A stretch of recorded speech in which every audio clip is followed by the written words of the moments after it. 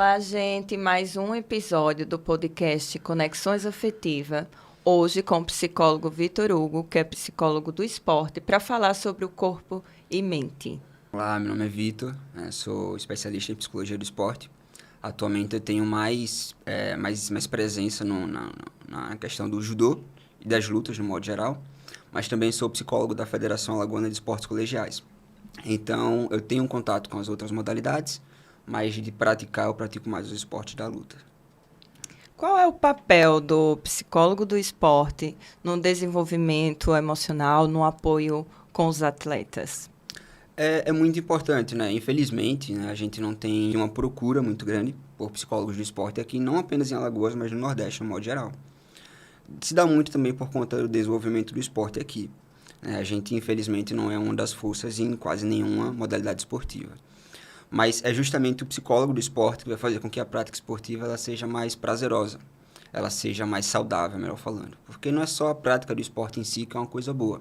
Tem a maneira certa de praticar os esportes e, principalmente, a maneira errada, que é essa questão que o psicólogo vai atuar diretamente para evitar, né? Pelo menos para reduzir riscos, né?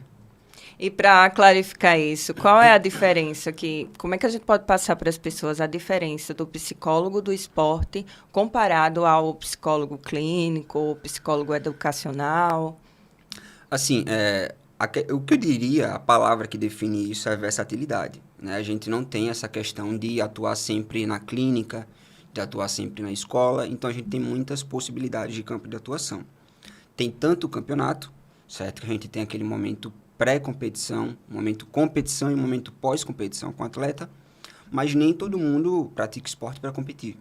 Então, também estamos envolvidos na reabilitação de lesão, onde estamos mais perto de outros profissionais, e também na questão da clínica, obviamente, só que só para um nicho específico que é da clínica esportiva, que isso não se aplica a todos os atletas e nem a todo momento. A gente faz de tudo para fugir desse contexto, de ser uma coisa mais participativa, de estar bem perto da rotina esportiva, tanto não apenas do atleta, mas do técnico, do treinador, todo mundo que está dentro desse contexto. Quais são os fatores, Vitor, psicológico que ele vai intervir, impactar, né, no desempenho desse atleta? Assim, são muitos, né? Se a gente fosse listar, seria uma coisa que demoraria muito tempo, mas eu acredito que o que mais afeta, né, e que, ironicamente, também é o que é mais deixado de lado pelas pessoas, é a autoestima. Por quê? Porque muita gente acha que a questão da autoestima ela se resolve apenas com motivação. E não é a questão, né? Nem sempre, às vezes, o que está afetando a autoestima de um atleta não é uma desmotivação. Às vezes é um problema em casa, às vezes é um problema com a linguagem do técnico, do treinador. Enfim, então eu acho que a autoestima é impactante, porque envolve muitos fatores no esporte, né? O físico, o psicológico, o social. Então, ele é uma coisa que é muito menosprezado e que, obviamente, a maioria dos técnicos e treinadores, eles têm dificuldade em lidar. Até porque eles têm um viés muito físico do atleta, né? Eles não têm esse viés mais psicológico, esse viés mais diferencial entre um atleta e outro. Tem essa dificuldade muito grande ainda. Sabemos, Vitor, que a depressão, o estresse, a ansiedade é um dos fatores, né, que hoje interfere na vida, no desempenho, tanto emocional, social e também no rendimento físico, né, de um atleta. Como é que você costuma trabalhar com o seu atleta quando ele chega ou quando ele está apresentando uma dessas demandas? Existem, assim, algumas técnicas? Qual é a tua forma, né, de auxiliar eles nesse momento? Sim. Quando acontecem essas questões, que muitas vezes elas podem até ser potencializadas pelo esporte, né? Mas que geralmente elas não são criadas dentro do esporte, a gente vai para a prática da clínica esportiva, que foi o que eu falei. Né? Então, a gente passa a utilizar muitas técnicas da própria teoria que a gente escolhe, né? Seja TCC, seja Gestalt, mas que a gente, no meu caso em específico, tenta organizar o máximo possível aquela questão junto do paciente. Uso muito a questão do modelo cognitivo, né? Da conceituação cognitiva. Então, o foco, justamente, é dar um direcionamento para o atleta, porque naquele contexto ele continua sendo um atleta para a gente. Então, a gente precisa, obviamente, fazer encaminhamentos. Mas a gente não pode fazer um encaminhamento sem lidar com aquela questão de maneira rápida, né? Então, se o atleta está na questão urgente, por exemplo, eu vou Vou dar um exemplo. Se eu estou viajando com a seleção alagoana para os Jogos Escolares Brasileiros. Então, está acontecendo lá em Recife, como foi o último. Então, eles estão muito longe do psicólogo, da psicóloga que acompanha eles. Então, não posso esperar até terminar a competição, até eles voltarem para Alagoas para poder eles lidarem com aquilo. Até porque aquilo vai afetar a prática esportiva dele. Sim. Então, é naquele momento que eu converso com eles, que eu tento o máximo possível fazer um momento ali de redução de riscos, né? Apesar de seguir a TCC, eu utilizo muito da questão do método catártico, né? Eu gosto muito que eles falem, que eles saibam o que estão sentindo, que eles expressem isso. E porque a maioria deles também usam esporte para se expressar. Então, a nossa principal habilidade é entender o que eles querem expressar através daquela prática, através daquela conduta, vamos falar assim. Sim, muito importante, Vitor, as tuas colocações. Pouco se fala da atuação do psicólogo do esporte, né? Uhum. É uma área que muitas pessoas ainda desconhecem. E você estando nesse meio, né, acompanhando esses atletas aí nas competições, nas viagens, como é que você percebe ou como você sente, né, o apoio ou a falta de apoio, a interação com outros profissionais? Porque não é só o psicólogo, né? Tem um treinador, enfim, tem toda uma equipe técnica ali. Sim, sim. Dentro de uma equipe assim multiprofissional, eu diria que existem algumas especializações, algumas profissões que são um pouco mais distantes, né? Que eu diria que hoje em dia é o educador físico, que no caso seria o técnico, o treinador. Por quê? Porque muitas vezes ele acredita que o psicólogo, ou o fisioterapeuta, o médico, enfim, qualquer outro profissional que não seja um preparador, um educador físico, está ocupando um espaço que era dele antes. Até porque antigamente, né, a psicologia do esporte é uma coisa que não é recente, mas ela vem sendo desenvolvida recentemente, né, com o avanço da ciência, principalmente da neurociência. Então, é uma coisa nova, né, para todo mundo, não apenas para o contexto dos esportes. Então, eu diria que o educador físico é aquele que geralmente tem um pouco mais de barreiras para a gente quebrar, mas que temos uma boa comunicação com fisioterapeutas no contexto de reabilitação, com nutricionistas na questão da aceitação àquele tratamento proposto pelo profissional. Pelo médico ainda temos aquelas dificuldades que são comuns não apenas da psicologia, Sim. mas que também é um profissional geralmente acessível, principalmente relacionado a questões que não sabemos onde está o surgimento, que são a questão dos sintomas, que a gente não sabe se tem uma coisa mais interna, se é uma coisa que como é que eu posso falar? Está somatizando. Então, o médico muitas vezes também ele é bastante acessível nessas situações. Importante, né, a gente poder se comunicar com essas áreas. E com relação a lesões, né, a gente sabe que alguns atletas, quando eles estão num intenso campeonato, às vezes eles acabam se lesionando, né? Foi gerado toda uma expectativa ali. E, de repente, acontece uma situação onde ele fica impedido, impossibilitado, de dar continuidade. Sim. E aí, como é que geralmente você faz esse apoio, esse acolhimento? Porque eu acredito que eles ficam muito abalados, né? Sim, sim. Um processo de lesão, assim, para dentro do esporte, né, ele envolve, não vou nem falar quase que como, porque é um processo de luto, né? Ele está perdendo algo. Seja um campeonato, seja um treino que ele queria estar próximo, que ele queria fazer aquele treino. Então, a gente tem que, primeiramente, acolher ele, né? Porque o atleta ele vai começar a se sentir, não se sentir isolado, mas ele vai começar a se isolar e, consequentemente, ele vai se sentir sozinho. Então, acho que o ponto principal, antes de a gente pensar em qualquer outra intervenção, é acolher o atleta. Tentar ver como é que ele está, entender o processo, conversar com os pais também, porque são muito importantes nesse processo. E aí é o momento que eu falei que a gente precisa estar muito próximo a outros profissionais, como, por exemplo, o fisioterapeuta e o educador físico. Até porque no processo de luto, principalmente a depender do contexto desse atleta, né, se a gente colocar em exemplos que ele era um atleta de alto rendimento, um atleta que ele está ganhando para competir, para participar dos esportes, e aí ele acaba tendo que ficar longe daquilo, né, ele vai começar a se sabotar demais, e aí a primeira coisa que vai aparecer é ele não vai aderir ao tratamento, seja ele na fisioterapia, seja ele em preparação física de fortalecimento, né, independente de qual seja o tratamento, ele vai ter essa barreira em aderir ao tratamento. Então, isso é uma coisa que a gente precisa acompanhar de perto. A gente precisa acolher, primeiramente, a gente precisa ouvir o atleta, dar uma voz para aquilo e, principalmente, encontrar junto dele, né, uma outra maneira de externar o que está sentindo. Principalmente se ele era um daqueles atletas que eu falei que ele usava o esporte para externar o que ele estava pensando, o que ele estava sentindo. Então, é um momento que aparecem outros hobbies, né, que se aproximam mais dos amigos, da família. Cada um tem a sua maneira de lidar. Mas o papel do psicólogo nesse contexto ele tem que ser muito ativo. Ele não pode simplesmente ficar com o atleta apenas quando ele está competindo, né? Então, tem essa questão também. Era essa uma dúvida minha também, né? O teu contato, ele se torna um pouco antes? Existe uma preparação, né? Você está ali conhecendo um pouco daquele atleta, né? Ou se você só participava naquele período de competição? Isso era uma dúvida minha, né? Então, existe um preparo, tanto antes quanto durante e depois? Sim, sim. Existe o que é mais famoso hoje em dia, acho que a maioria das pessoas, até fugindo do contexto da ciência, né, do senso comum no modo geral, que estão conhecendo, que é a preparação mental. Né? A preparação mental que não é uma prática exclusiva da psicologia, né? É um curso à parte, mas que também é uma das características do psicólogo do esporte, que é justamente preparar o psicológico do atleta antes de um objetivo, de uma competição. Só que, por exemplo, eu posso iniciar a preparação mental agora, né? Vamos supor, no mês de março, no mês de fevereiro, no mês de abril, para uma competição que vai acontecer lá em setembro. Né? Então, é um processo contínuo, se eu estou acompanhando aquele atleta em específico. Mas existem outras possibilidades. Vamos supor, eu falei que às vezes eu acompanho a seleção alagoana escolar nos Jogos Escolares Brasileiros. Então, lá, inevitavelmente, eu vou lidar com atletas que eu não conhecia antes.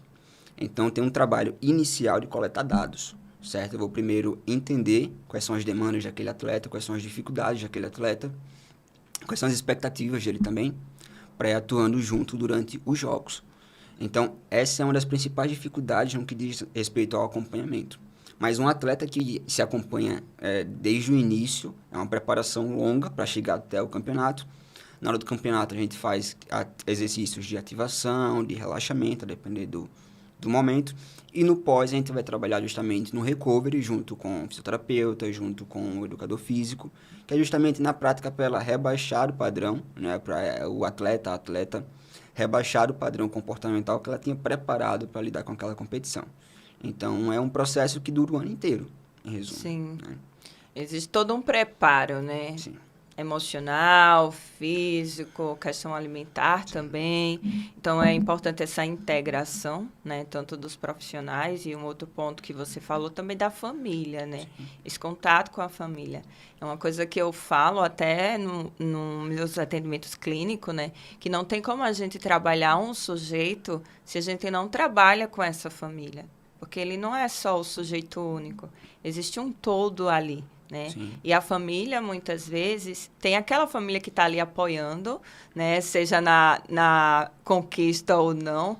E tem aquela família que sempre está cobrando um pouco mais, né? É, que acontece o tempo todo, né? Basicamente, né? Principalmente os pais que, quando eram menores, quando eram crianças, adolescentes, eles queriam ser atletas e, por algum motivo, eles acabaram não conseguindo. Ou até conseguiram, mas não conseguiram chegar até onde eles queriam, né? Que era o objetivo deles. Então, muitas vezes, né? Trazendo um contexto de uma outra abordagem da psicologia, né? Mas que eles acabam projetando no filho justamente esse desejo que eles tinham para eles. Então, é muito difícil porque, nesse momento, a gente precisa, entre aspas, se afastar do atleta para se aproximar do familiar que está fazendo isso. Porque, muitas vezes, o que está prendendo o atleta, até de desenvolver mais, de aderir mais à prática esportiva, é essa cobrança excessiva dos familiares. Então, isso é um problema que acontece em todas as modalidades, em todas as idades. Isso é uma coisa que vai acontecer o tempo inteiro. Existe algum trabalho assim de prevenção a qual vocês costumam fazer a equipe, de conscientização mesmo com essa família, ou mais um caso isolado? Não existe. Existem os momentos de psicoeducação, né? Os momentos de psicoeducação ou educação em saúde, né? Sim. Que a gente vai justamente fornecer palestras, cursos, cartilhas, tudo mais para os familiares, justamente trazendo exemplos reais, né, de atletas que são referência para os filhos deles, falando justamente sobre essas situações problemas. Né? Por quê? Porque os pais, geralmente, né, eles só começam a dar um pouco mais de ênfase para aquela situação se ela tiver um embasamento empírico, por exemplo. Ou seja, se eu tiver uma experiência palpável de alguém que falou sobre aquilo. né? Então, não basta simplesmente eu falar, o treinador falar, o próprio filho chegar e falar. Muitas vezes o pai, ele só entende quando uma pessoa que é referência naquilo chega e diz, é errado. Então, tem essa questão de prevenção com os pais, que acontece também junto do início da preparação mental, até porque a gente precisa que o atleta ele esteja no equilíbrio, né? A gente lida muito com a noção, com a definição de flow, né? Não sei se as pessoas conhecem o que é o flow, mas o flow, ele é basicamente um equilíbrio perfeito, uma imersão muito grande dentro do esporte, né? Que só é possível alcançar através de um equilíbrio perfeito entre biológico, psicológico, social, tudo isso. Então, a psicologia do esporte, ela diz que a prática saudável se dá através do flow. Só que eu preciso dos pais para isso. Sim. E que também entendam que nem sempre o filho deles vai alcançar o flow. Então, tem um campeonato que o filho pode estar 100% preparado, e aí ele vai chegar lá e vai acabar perdendo. Na primeira luta, talvez, não no primeiro jogo. E tem muitos fatores envolvidos nisso. Não é porque o filho dele é ruim, não é porque o filho dele estava meio lento. Às vezes ele não dormiu direito, não se alimentou direito, estava se sentindo mal, né? Presenciou alguma discussão, alguma coisa assim. Então, envolvem muitos fatores. Então, tem essa questão de prevenção, porque a gente precisa explicar para o pai esse processo, que é um processo complexo, e o pai precisa entender, porque muitas vezes ele fala, pô, isso é uma coisa que é importante, isso é uma coisa que, para ser uma prática saudável, precisa acontecer. Por que não vai acontecer o tempo todo? Sim. Né? Então, é uma dificuldade, muitas vezes, para colocar isso na cabeça do pai. Às vezes, até mesmo no treinador, né? Porque o treinador acha, não, se eu estou aqui como psicólogo, eu quero que meus atletas não tenham nenhum problema psicológico. Eu quero que eles estejam lá e o foco deles seja só questão técnica. Então, é uma dificuldade e por isso a importância dessa prevenção, para a gente conversar bem antes com eles, para que quando chegar no ponto principal, o objetivo do atleta, ele não ter essa questão como um problema. Sim. É muito importante, né? A psicoeducação está em todas as áreas, Sim. né?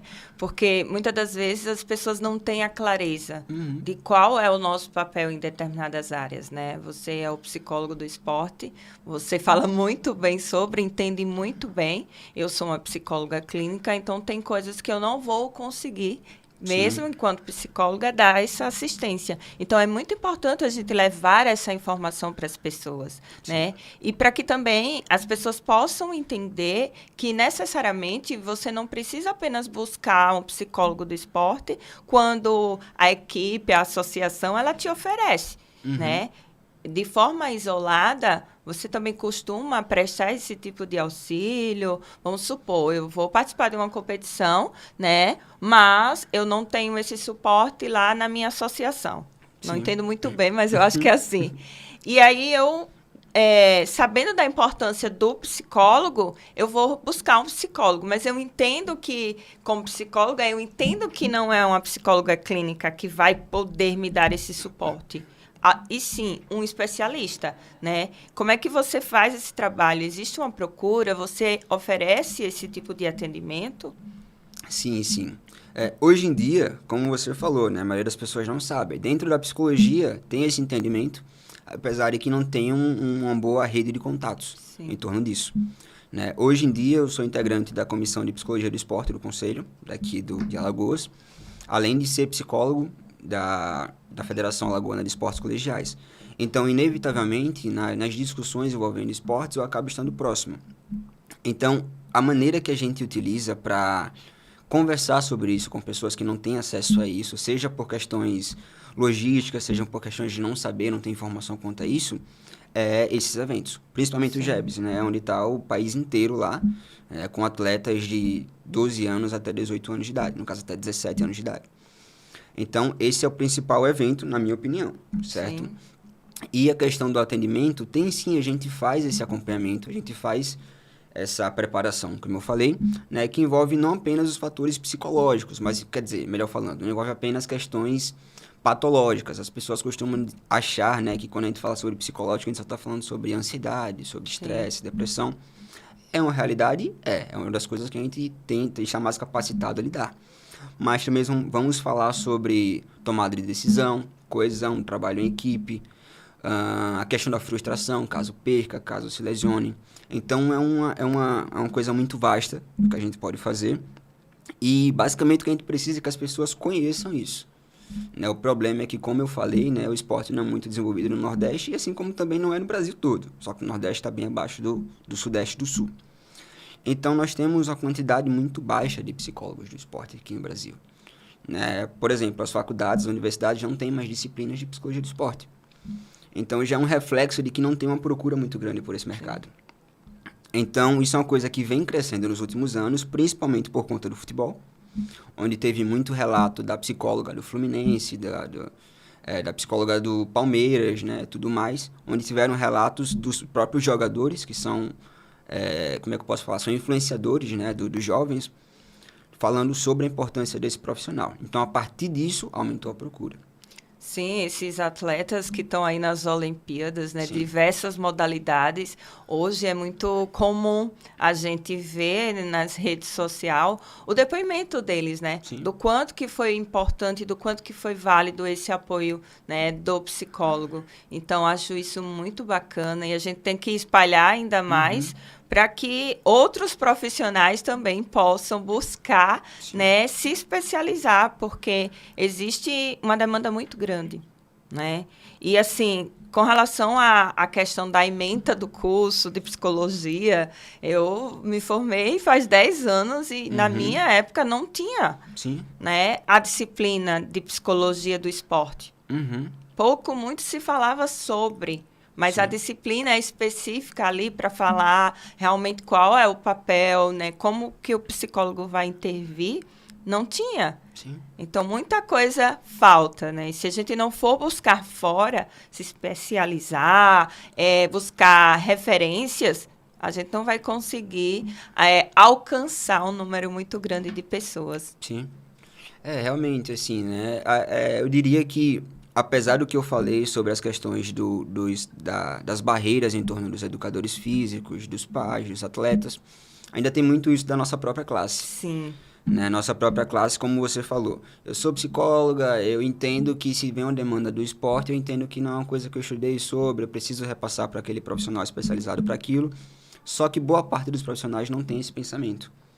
Né? Então, o que acontece muitas vezes? Ele acaba atendendo um atleta para um contexto esportivo, assim, se o atleta, apesar de ser atleta, ele tem um problema mais extenso, obviamente, até o psicólogo do esporte ele tem que chegar e falar, eu preciso que você vá ao psicólogo clínico, porque vai fugir da demanda do esporte. Sim. Né? Mas se ele está procurando a terapia justamente para facilitar, para melhorar a prática esportiva dele, não é dentro da clínica. Entende? Por quê? Porque é muito relacionado com, por exemplo, a terapia da exposição. Né? Se eu tenho um medo de cachorro, eu preciso inevitavelmente em algum momento lidar com aquele medo. Sim. Então, na maioria das vezes, eu não vou conseguir lidar com aquele medo de maneira sem ser na prática. É a mesma coisa no esporte. A pessoa pode até ser um praticante, né? Mas ela precisa estar dentro daquele ambiente. Ela precisa entender o que é que o atleta precisa, qual é a demanda do atleta. Porque, assim, eu posso atender 10 atletas da mesma modalidade agora. Por exemplo, eu atendo 10 atletas de judô nesse momento. Mas eu não posso fazer o mesmo planejamento para os 10 atletas. Eu preciso entender a diferença de cada um, considerando a diferença de equipe, a diferença da cidade, a diferença do estado, as competições que ele participa, a categoria que ele luta. Então, assim, isso é uma coisa que demanda uma praticidade muito grande. Sim. Né? Que, infelizmente, a psicologia clínica não tem. Então, temos esse problema dentro da própria classe. Nós, enquanto profissionais, é o que eu sempre digo, a gente precisa ter humildade. Sim. De reconhecer até onde eu posso ir. Se eu sou uma terapeuta de casal, eu trabalho com casal e também com terapia sexual, esse é o meu conhecimento. Sim. Eu não vou conseguir dar esse auxílio para um paciente que realmente ele está buscando um profissional para que ele consiga ter um bom desempenho lá na rotina dele, na prática do esporte. Sim. Né? Infelizmente, tem muito colega por aí que ele, para não perder aquele cliente, aquele paciente, ele acaba entrando numa área que ele, ao invés de ajudar, ele vai prejudicar. Então, enquanto profissional de saúde mental, a gente precisa ter essa consciência e a humildade de reconhecer até onde a gente pode ir. Aqui é o meu limite. Sim. E a gente está lidando com a saúde do outro, né? Sim. A gente não pode fazer aquilo de qualquer maneira, né? Porque aquilo envolve a saúde do outro, como eu acabei de falar. Uma pessoa pode mudar significativamente a vida dela por conta de uma intervenção errada. E é por isso que a gente precisa estar o tempo todo estudando, mesmo que seja a nossa área. Sim. Né? Então, imagina na área de outra pessoa. Quanto que a gente não vai precisar se atualizar. Né? Por exemplo, eu falei, a psicologia do esporte ela é muito antiga mesmo. Só que os dados em torno dela são muito recentes, e ainda muito pouco. Né? Então, a gente tem aqui no Brasil o laboratório da USP, que ele é muito desenvolvido. A gente lida com neuromodulação, com toda essa questão que é muito cara para um profissional só ter, né? Mas que está isolado apenas lá. Né? A gente tem outras faculdades gigantescas, como a PUC, como a Mackenzie, que não tem todo esse desenvolvimento em torno disso.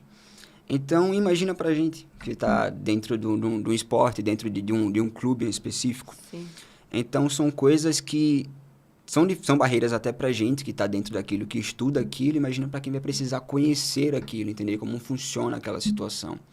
Por exemplo, eu preciso saber também coisas relacionadas à fisioterapia. Entende? Não para dar atendimento na fisioterapia, mas para entender como funciona aquele processo para eu intervir sem atrapalhar o tratamento da outra pessoa. Né? Então, isso é uma coisa que eu preciso estudar não apenas a minha área, mas a área de todo mundo que está dentro do esporte. Incluindo as abordagens do treinador, a psicologia das torcidas, que também tem uma parte da psicologia que é aplicada às torcidas, né? Sim. Estamos vendo recentemente muitos problemas relacionados à torcida organizada.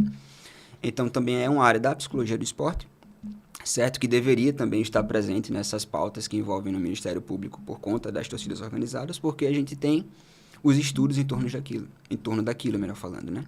Mas que não estamos pela falta de profissionais.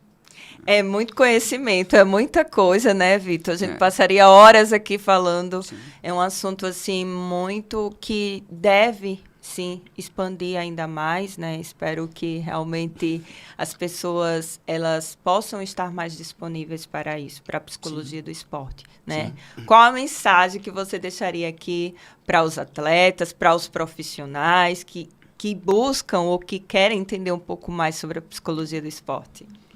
Bom, eu queria dizer que um esporte, quando a gente fala que o esporte é uma questão saudável, ele depende de muitas variáveis. Então, para isso, você precisa de acompanhamento integral.